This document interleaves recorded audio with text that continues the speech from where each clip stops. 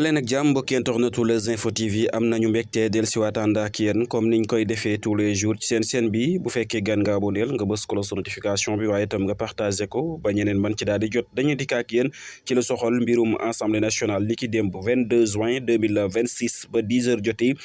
président bu assemblée nationale daal dinay dajale député ya ngir nag ñu daal di jublu ci examiner en plénière li nga xamante ni moo di ñaari texte yu soxol projet de loi numéro 15 bu 2026 nouveau code du travail waaye itam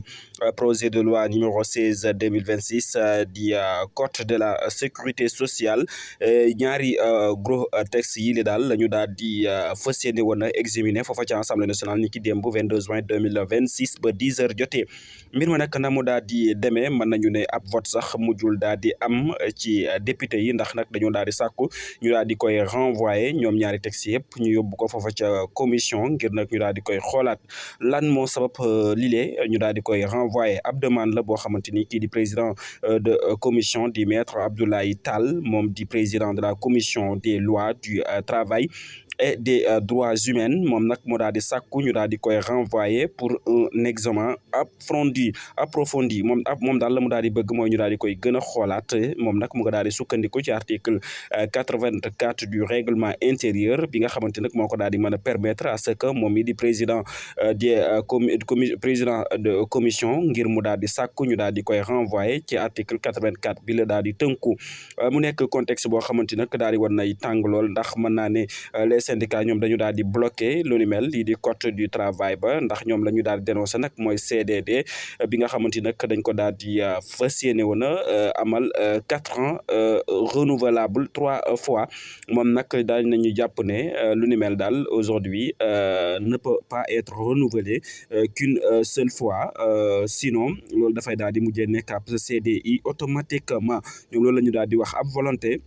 bi nga xamante nag daal di war ne am ci débat bi maître Tall moom nag la mu daal di wax assemblée nationale mooy représentation bi nga xamante ni nag moo gën a parfait ci askanu Sénégal moom nag la mu daal di wax mooy nañu daal di poser le débat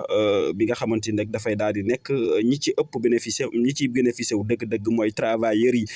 mu nekk loo xamante ni nag moom mi daal dina koy lancé waral sax mu daal di sàkku nag ñu daal di amal ab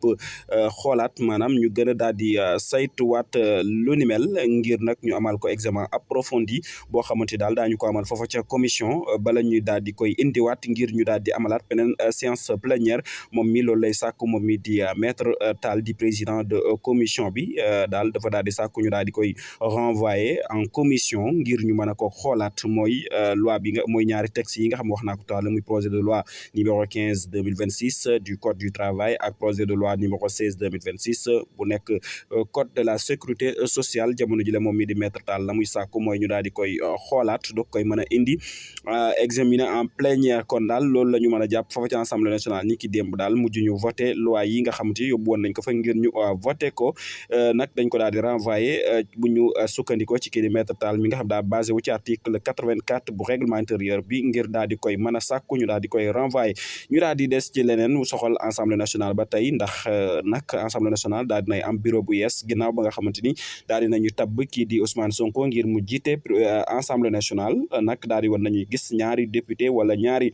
ñoo xamante ni nag ay vice président lañu war ñu daal di démissionné ku ci mel ni Ismaïla Diallo ak kii di Cheikh Thioro Mbacké ñoom ñaar ñi nag ginnaaw ba ñu démissionné daal di nañuy sampaat ab bureau bu yees ndax kii di El Malick Ndiaye jamono jile moo nekk premier vice président bu assemblée nationale ci 130 voix ñoom ñoo daal di d'accord ci bu daal di koy nekk Ismaïla Diallo nekk troisième vice président bu assemblée nationale moom mi nga xam moo nekkoon premier vice président bu assemblée nationale El Malick Ndiaye nekkoon président bu assemblée nationale jamono jile nag kii di Ousmane Sonko mooy président ba El Malick Ndiaye moo nekk premier vice président bu assemblée nationale Ismaïla Diallo nekk troisième vice président bu assemblée nationale kon daal loolu la ñu daal di mën leen a dëgtal foofa ci assemblée nationale dafa daal di xewoon ni ki démb le 22 juin 2026 loolu moo gënoon a fës ca bés ba dañ leen di sant baax di leen gërëm amoon mbégte ànd ak yéen daañu del siwaat ànd ak yéen ci yeneen xibaar ci la ngeen jëf